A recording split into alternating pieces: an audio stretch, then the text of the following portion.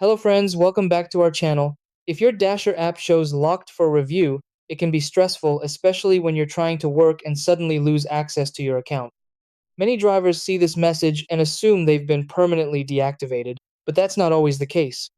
Usually, this happens due to account verification checks, unusual activity, or pending document reviews.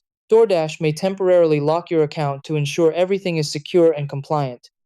The best thing is that, in most cases, this issue can be resolved by verifying your details and following a few simple steps. Try these. 1. Open the Dasher app and check for any alerts or required actions.